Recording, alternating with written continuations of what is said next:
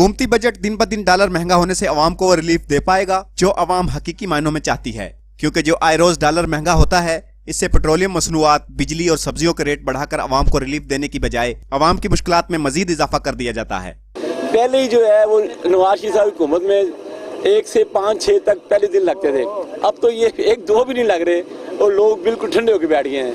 चीजें बेचारे क्या खरीदेंगे, पेट्रोल क्या डलवाएंगे। अभी तो महंगाई की लहर शुरू हुई है, देखें ये कहाँ तक जाती है।